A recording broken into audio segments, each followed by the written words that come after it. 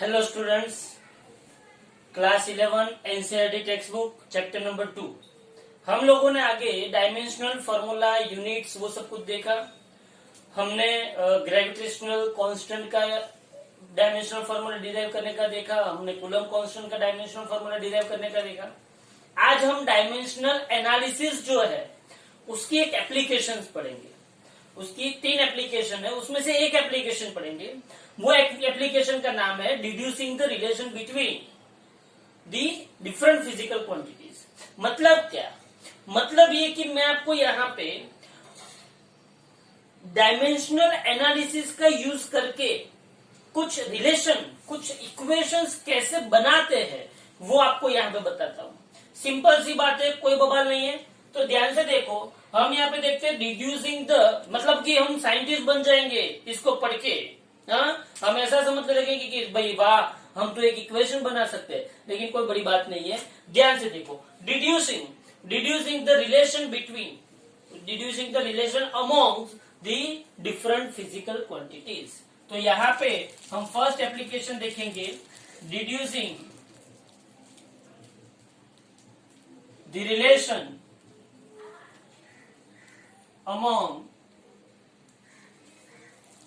different physical quantities,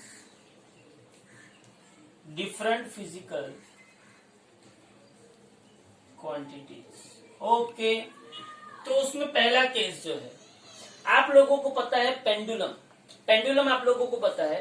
pendulum में क्या होता है, ये एक सपोर्ट है, यहाँ पे एक स्ट्रिंग है, यहाँ पे एक बॉब लटका दिया है, बराबर है। फिर मैं उसको यहाँ पे ऐसे ले जाता हूँ, समझ में आ रहा है। यहां से मैंने उसको छोड़ा कि यूं करके यूं जाएगा, फिर वापस यूं करके यूं जाएगा। मतलब कि अगर ये यहां से स्टार्ट हुआ, फिर ऐसे आया मिड पॉइंट पे, फिर यहाँ पे एक्सट्रीम पॉइंट पे गया, फिर वापस मिड पॉइंट पे आया और फिर वापस यहाँ, मतलब अपनी ओरिजिनल पोजीशन पे आया। तो जब पेंडुलम अपनी स्टार्टिंग पोजीशन से घूम के फिर वापस स्टार्टिंग पोजीशन पे आता है, तब जो टाइम लगता है उसको उसका टाइम पीरियड बोलते हैं। क्या बोलते हैं उसको? उसका टाइम पीरियड। तो time period of the simple pendulum, time period of the simple pendulum, simple pendulum is depends on एक तो effective length of the pendulum, effective length of the pendulum. दूसरा किस पे डिपेंड करता है? मास ऑफ बोब, या तो mass of object. और तीसरा किस पे डिपेंड करता है? तीसरा डिपेंड करता है ग्रेविटेशनल एक्सेलरेशन। तीसरा डिपेंड करता है ग्रेविटेशनल एक्सेलरेशन, बराबर है। ऐसा उन लोगों ने दिया हुआ है कि पेंडुलम जो है, पेंडुलम का जो टाइम पीरियड है वो ये 3 चीजों पे डिपेंड करता है। मास पे डिपेंड करता है, लेंथ पे डिपेंड करता है और ग्रेविटेशन एक्सेलरेशन पे डिपेंड करता है। तो ये जो टाइम पीरियड है उसका इस तीनों के साथ मुझे क्या डिराइव करना है? रिलेशन डिराइव करना है। तो ध्यान से देखो कैसे करेंगे। नाउ हियर टाइम पीरियड मतलब एक कंप्लीट ऑसिलेशन करने के लिए लगता हुआ टाइम। तो टाइम पीरियड टी जो है, टाइम पीरियड टी जो है वो किस पे डिपेंड है? अच्छा भाई, लेंथ पे डिपेंड है, वेरी गुड। दूसरा किस पे डिपेंड है? मास पे डिपेंड है, बराबर है। और तीसरा किससे डिपेंड है? ग्रेविटेशनल एक्सेलरेशन पे डिपेंड है, बराबर है। तो जब भी आपको ऐसी कोई डिपेंडेंसी दी जाए, जब भी आपको ऐसी कोई डिपेंडेंसी दी जाए, आप क्या करोगे? आप करोगे T proportional to T depending L M G. अब क्या करना है? अब क्या करना है कि ये जो भी फिजिकल क्वांटिटीज आपको दी है T proportional to L M G, उसके एक्सपोनेंट लगाना है। एक्सपोनेंट मतलब एज्यूम करना है। चलो, एल के ऊपर मैंने किसको लगा दिया? ए, एम के ऊपर बी और जी के ऊपर सी, मतलब टोपी पहनानी है। ये मैंने टोपी पहना, एल को क्यों, कौन सी टोपी पहनाई? ए, एम को बी, जी को सी। टोपी पहनाई, टोपी पहनाई। बोलो पहला काम हम क्या करेंगे? ये डिपेंडेंसी लिख के जितनी भी physical quantity right hand side पे है, मतलब कि अपनी मेन फिजिकल क्वांटिटी जिन जिन फिजिकल क्वांटिटी पे डिपेंडेंट है वो सभी फिजिकल क्वांटिटी को मैंने टोपी पहनाई, A B C. Okay fine. तो ये टी प्रपोज, फिर से मैं लिख रहा हूं, ध्यान से देखना। T proportional to l raise to a m raise to b और g raise to c। Very good. अच्छा, अब मैं यहां पे क्या करता हूं, ध्यान से समझ। ये t क्या है, टाइम है। टाइम का यूनिट क्या होता है, सेकेंड। टाइम का यूनिट क्या होता है, सेकेंड होता है। l क्या है, लेंथ है। लेंथ का यूनिट क्या होता है, मीटर होता है। Okay fine. m क्या है, मास है, तो मास का यूनिट क्या हुआ, केजी हुआ। और g क्या है, एक्सेलरेशन है। क्या है, एक्सेलरेशन। g क्या है, एक्सेलरेशन। तो एक्सेलरेशन का यूनिट क्या है, मीटर पर सेकेंड स्क्वायर है। बराबर है। अब मुझे इसका डायमेंशनल फॉर्मूला बता। तो सेकंड का डायमेंशनल फॉर्मूला टाइम का क्या होगा, मास नहीं है तो मास का 0, लेंथ का 0 और टी का 1 इज इक्वल टू बोलो लेंथ का क्या होगा, लेंथ का क्या होगा, मास नहीं है, लेंथ 1, टाइम नहीं है तो उसका a एक्सपोनेंट। मास का क्या होगा, मास 1 है, लेंथ 0 है, टाइम 0 है तो उसका b एक्सपोनेंट। और मीटर पर सेकंड स्क्वायर, मीटर पर सेकंड स्क्वायर का क्या होगा, मास नहीं है, लेंथ 1 है और t माइनस 2 का c। क्या किया मैंने यहाँ पे उसके एक्सपोनेंट लगाए, l raise to a, m raise to b, g raise to c। फिर हर एक के यूनिट लिखे। यूनिट मैंने इसलिए लिखे कि मैं उसके डायमेंशनल फॉर्मूला लिख सकूं और डायमेंशनल फॉर्मूला के ऊपर एक्सपोनेंट लगा दिया। अब मेरे को ये बात पता है, क्या पता है, ध्यान से देख। ये तो एलसीडी आएगा। अब ध्यान से देख क्या है, ये क्या होगा, 0 raise to a 0, 1 raise to a 0 raise to a 0, 1 raise to b 0 into b 0, 0 into b 0, 0 into c 0, 1 into c, ये क्या होगा, माइनस 2c। बराबर है। तो अब मैं क्या कर सकता हूं, ध्यान से देख इधर जल्दी से। अब यहाँ पे इन सबके बीच में क्या है, मल्टीप्लीकेशन है। तो यहाँ पे देख, ये मास और ये मास, ये तीनों बेस सेम है तो एक्सपोनेंट का क्या होगा, समेशन। तो यहाँ पे मास रेस टू 0, इसका प्लस b और इसका क्या होगा, plus 0। Similarly l raise to a, यहाँ पे क्या होगा 0 और यहाँ पे क्या होगा c। Similarly t raise to 0 plus 0 minus 2c। तो यहाँ पे मुझे फाइनली मिला m0 l0 t1 is equal to, तो m0 l0 t1 is equal to m raise to b, l raise to a plus c और t raise to minus 2c। Clear हुआ ये, m raise to 0, l raise to 0, t raise to 1 is equal to m raise to b, 0 plus b plus 0, a plus 0 plus c, a plus c और ये minus 2c। अब देख, equal के left hand side जो MLT है वही equal के right hand side है। मतलब कि इक्वल के दोनों साइड अगर बेस सेम है तो एक्सपोनेंट भी क्या होंगे, सेम। इक्वल के दोनों साइड अगर बेस सेम है तो ये मास है, जो ये भी मास है, ये लेंथ है तो ये भी लेंथ है, ये टाइम है तो ये भी टाइम है। तो इक्वल के दोनों साइड बेस सेम है। इक्वल के दोनों साइड अगर बेस सेम है तो एक्सपोनेंट भी क्या होंगे, इक्वल। तो बोलो मास के ऊपर यहाँ पे भी, तो यहाँ पे मास के ऊपर 0, यहाँ पे लेंथ के ऊपर a प्लस सी, तो यहाँ पे लेंथ के ऊपर 0 और यहाँ पे टाइम के ऊपर माइनस 2c, तो यहाँ पे टाइम के ऊपर 1 आया। तो बोलो इसके ऊपर से मुझे पता चल जाएगा c इज इक्वल टू कितना हुआ, -1/2। अगर c माइन और b तो मेरे को पता चल गया 0 है ही। मेरे को मैंने तीन वेरिएबल यहाँ पे एंटर किए थे, a b एंड c, तीनों की मुझे क्या चाहिए, फाइनली वैल्यू चाहिए। तो यहाँ पे देखो b मुझे क्या मिल गया, 0 मिल गया। अच्छा भाई, b मुझे 0 मिल गया, c मुझे -1/2 मिल गया, तो -1/2 इज इक्वल टू 0, तो मुझे a इज इक्वल टू क्या मिल जाएगा, हाफ मिल जाएगा। तो मुझे a b और c की वैल्यू मिल गई। अच्छा भाई, तो ये b और c की वैल्यू मुझे मिल गई, तो ये तीनों वैल्यू मैं यहाँ पे रख दूं। तो ये तीनों वैल्यू जब मैं यहाँ पे रखूंगा तब क्या होगा, ध्यान से देखना। तब देखो यहाँ पे रियलिटी में अगर आप देखो तो t proportional to l raise to a मतलब half, m raise to b मतलब m रेस टू 0 और c रेस टू क्या होगा, मतलब लास्ट में क्या है, g रेस टू c मतलब g रेस टू -1/2। अब देखो m रेस टू 0 क्या हो गया, 1, एल रेस टू हाफ, तो एल रेस टू हाफ रहेगा, जी रेस टू माइनस हाफ नीचे जाएगा, तो अल्टीमेटली आप क्या लिख सकते हो, देखो t proportional to l raise to half और g raise to half, g नीचे चला जाएगा ना, क्योंकि माइनस हाफ प्लस हाफ होके नीचे चला जाएगा, तो टी प्रोपोर्शनल टू एल बटे जी। तो ये आपका एक रिलेशन मिला टाइम पीरियड का, किसके साथ, लेंथ के साथ। ये इक्वेशन क्या कहना चाहता है, सी ये इक्वेशन क्या कहना चाहता है, जी कांस्टेंट है, तो अगर लेंथ बढ़ेगी, पेंडुलम की लेंथ बढ़ेगी तो टाइम पीरियड बढ़ेगा, मतलब कि पेंडुलम स्लोली स्लोली मोशन करेगा।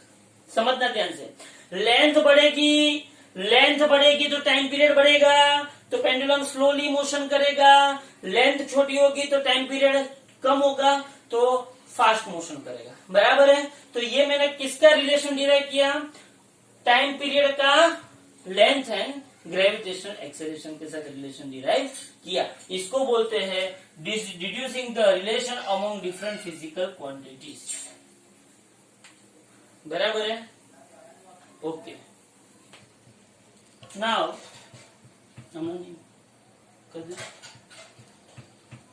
अब देखो यहाँ पे, ये एक हमने फर्स्ट एग्जांपल, ऐसे मैं 3 से 4 एग्जांपल करवाऊंगा जिसमें डिपेंडेंसी दी होगी और आपको इक्वेशन मतलब एक रिलेशन आपको डिराइव करना पड़ेगा on the basis of dimensional analysis. इसको बोलते हैं डायमेंशनल एनालिसिस का यूज करके आपने इक्वेशन डिराइव किया।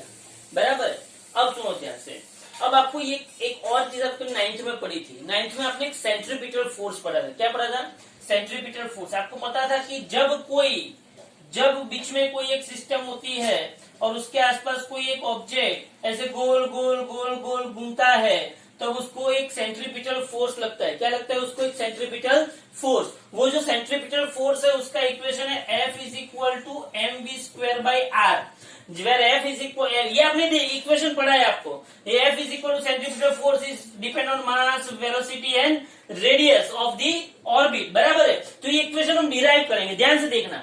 F is centripetal force. Centripetal force क्या होता है कि आप कार में गए या तो आप वो मेरी गो राउंड में आप बैठे हो और ऐसे गोल गोल गोल गोल घूम रहा है। बराबर है, तो एक फोर्स उसको अंदर की ओर खींचता है और एक फोर्स उसको बाहर की ओर ले जाता है। सूडो फोर्स बोलते हैं इसको। सूडो फोर्स का ऑपोजिट यहाँ पे सेंट्रीपिटल फोर्स हम ले सकते हैं। तो सेंट्रीपिटल फोर्स जो होता है वो F is equal to mv square upon r होता है। ध्यान से सुनना, तो ये इक्वेशन मुझे डिराइव करना है। क्या करना है, मुझे इक्वेशन डिराइव करना है। तो आपको ऐसे सिचुएशन दी गई है कि for object moving on a circular path, for object moving on a circular path, moving on a circular path of radius r, तो सेंट्रीपिटल फोर्स जो है, centripetal force F is directly proportional to the mass of the object. वाह भाई, दूसरा directly proportional to दी उसकी speed, okay, और तीसरा directly proportional to the radius of the circular path. ऐसा उसने दिया हुआ है। Then derive equation of centripetal force. बराबर है, तो मुझे सेंट्रीपिटल फोर्स का इक्वेशन चाहिए। ये आपको 3 मार्क में पूछा जाता है। इसके आगे जो मैंने करवाया वो भी आपको 3 मार्क में पूछा जाएगा। ध्यान से देख, अगर मुझे इसको सॉल्व करना है तो मैं कैसे करूं। तो यहाँ पे मुझे पता चला कि सेंट्रीपिटल फोर्स जो है, कौन सा फोर्स, सेंट्रीपिटल फोर्स जो है F, सेंट्रीपिटल फोर्स F जो है वो F is directly proportional to mass, speed और रेडियस। तो यहाँ पे मास, बोलो यहाँ पे क्या करना है, आपको पता होना चाहिए कि मैंने बोला था आपको कि centripetal force main quantity depend on mass, depend on V, depend on R। तो पहले आपको क्या करना चाहिए, टोपी पहनानी है तो टोपी पहनाओ ABC। अच्छा भाई, टोपी पहना दी, तो ये क्या है, फोर्स है। फोर्स का यूनिट क्या होता है, न्यूटन। ये क्या है, मास का यूनिट क्या होता है, केजी। ये क्या है, स्पीड, ये मास है ना, ये मास है तो उसका यूनिट क्या हुआ, केजी। ये क्या है, स्पीड, तो स्पीड का यूनिट क्या हुआ, मीटर पर सेकेंड। ये क्या है, रेडियस मतलब डिस्टेंस, तो डिस्टेंस का यूनिट क्या होता है, मीटर। बराबर है, तो यहाँ पे फोर्स मतलब न्यूटन। भाई मेरे को पता होना चाहिए कि फोर्स मतलब मास इंटू एक्सेलरेशन। मास का यूनिट केजी और एक्सेलरेशन का unit metre per second square. तो इसका मतलब ये हुआ कि force is nothing but kg metre per second square, kg metre per second square directly proportional to mass मतलब केजी, स्पीड मतलब मीटर पर सेकेंड और रेडियस मतलब मीटर। ओके, तो ये इसके ऊपर क्या था, ए था, इसके ऊपर क्या था, बी था, और इसके ऊपर क्या था, सी। अब मैं क्या करूं, डायमेंशनल फॉर्मूला लिखूं। बोलो डायमेंशनल फॉर्मूला मैं कैसे लिख सकता हूं, बोलो डायमेंशनल फॉर्मूला मैं कैसे लिख सकता हूं, ध्यान से देख। यहाँ पे m1 l1 t-2, यहाँ पे क्या आएगा, मास के लिए क्या आएगा, m1 लेंथ नहीं है, टाइम नहीं है, उसका a मतलब यहाँ पे मीटर पर सेकंड है तो मास नहीं है, लेकिन L1 t-1 उसका b, और यहाँ पे मीटर है तो m0 L1 t0 का c। अच्छा भाई, तो मैं यहाँ पे m1 L1 t-2 लिख सकता हूँ। बोलो फटाफट, बोलो जल्दी से लिखो। यहाँ पे क्या हो सकता है, बोलो फटाफट। m 1 into a 0 into a 0, यहाँ पे क्या होगा 0 इंटू बी 0, 1 इंटू बी, यहाँ पे क्या होगा -1 इंटू बी माइनस बी, यहाँ पे क्या होगा 0 इंटू सी 0, यहाँ पे 1 इंटू सी, और ये 0 हो गया। फिर मैंने आपको क्या बोला था, फिर मैंने आपको ये बोला था कि आपको यहाँ पे दिख रहा है कि लेफ्ट हैंड साइड में, राइट हैंड साइड में आपको मतलब बेस सेम है तो एक्सपोनेंट का क्या होगा, समेशन। एक्सपोनेंट का समेशन मतलब a प्लस जीरो क्या होगा, बोलो ये प्लस जीरो हुआ। चलो लेंथ के बारे में बोलो, लेंथ के ऊपर 0, लेंथ के ऊपर b और लेंथ के ऊपर c, तो 0 प्लस b प्लस c हुआ, बराबर है। और टाइम के बारे में बोलो तो t⁻0 माइनस बी प्लस 0, पता चला 0 माइनस बी प्लस 0। तो बोलो क्या होगा यहाँ पे m1 L1 t-2, बोलो यहाँ पे होगा m⁻a, यहाँ पे होगा l⁻b प्लस c, और यहाँ पे क्या होगा t⁻b। समझ में आ रहा है। अब मैं क्या कर सकता हूँ, अब मैं इसके साथ साथ इसको कंपेयर करूं, m के साथ m को, l के साथ l को, और t के साथ t को। सो मैं यहाँ पे लिख सकता हूँ m के ऊपर a, तो यहाँ पे a इज इक्वल टू क्या आ गया 1, सही बात है। यहाँ पे b plus c is equal to l के ऊपर, तो यहाँ पे क्या आ गया 1, और यहाँ पे minus b is equal to क्या आ गया -2। अगर minus b is equal to -2 है तो b इज इक्वल टू क्या होगा 2, क्योंकि माइनस ने माइनस को मारा। a इज इक्वल टू मुझे क्या मिल गया 1। अगर b इज इक्वल टू 2 है, अगर b इज इक्वल टू 2 है तो c is equal to 1 minus 2, तो c इज इक्वल टू क्या होगा -1। बोलो मुझे तीन मुझे वैल्यूज मिल गई। a की मुझे मिली 1, b की 2 और c की -1। अच्छा, तो मुझे a की 1 मिली, so centripetal force is equal to, बोलो m⁻a, तो m⁻1 आया, बराबर है। v⁻b, तो b क्या है 2 है, तो v⁻2 आया, बराबर है। और r⁻c क्या है -1, तो मुझे यहाँ पे m⁻1, v⁻2 और r⁻−1 मिला, तो f इज इक्वल टू मुझे क्या मिला mv², और ये r⁻−1 है, -1 नीचे चला जाएगा तो नीचे r आ गया। तो आपने जो इक्वेशन पढ़ा था वो मिल गया, f इज इक्वल टू क्या आया mv²/r, बराबर है। ये इक्वेशन है सेंट्रीपिटल। फिर से बोल रहा हूँ, सेंट्रीपिटल फोर्स का इक्वेशन अपने को मालूम ही था, लेकिन मैंने यहाँ पे F proportional to m⁻a, v⁻b, r⁻c सबकी डायमेंशनल फॉर्मूला लिखो। लेफ्ट हैंड साइड जो है वो एज इट इज रखो, राइट हैंड साइड में जितने भी एक्सपोनेंट है उसको मल्टीप्लाई कर दो। फिर जितने भी बेस है same base, m l t, तो m जितने भी सेम है उसके एक्सपोनेंट का समेशन, l है तो उसके एक्सपोनेंट का समेशन, टाइम के एक्सपोनेंट का समेशन। फिर इक्वल के left hand side mlt, equal के राइट हैंड साइड भी mlt, इक्वल के लेफ्ट हैंड साइड जो भी m के ऊपर एक्सपोनेंट है is equal to right hand side वाला exponent, a is equal to 1, b plus c is equal to 1, minus b is equal to -2। ये आप लिखोगे तो इन शॉर्ट आपको कुछ भी करके a, b एंड c की वैल्यू लानी है। a, b, c की वैल्यू आ जाए, फिर वही वैल्यू आपको यहाँ पे रख देनी है, तो अपने आप आपका इक्वेशन बन जाए। समझ में आ रहा है। तो ये है relation, deriving the relation among the different physical quantity by using dimensional analysis, बराबर है। सुनो मेरी बात, ओके। तो यहाँ पे ये मैंने दो इक्वेशन, दो न्यूमेरिकल आपको करवाए, 3-3 मार्क के पूछे जाते हैं। दूसरे 2-3 न्यूमेरिकल मैं आपको वापस करवाऊंगा, लेकिन आपको इसको अच्छी तरह से समझना है, बराबर है। स्टेप बाय स्टेप मैं हर एक वीडियो के अंदर कुछ ना कुछ नया, कुछ ना कुछ एक अलग लेवल का रखने जा रहा हूँ। अच्छे से आपको समझ में आए, ना समझ में आए तो मुझे कॉल करके पूछ लीजिए। Okay, thank you very much.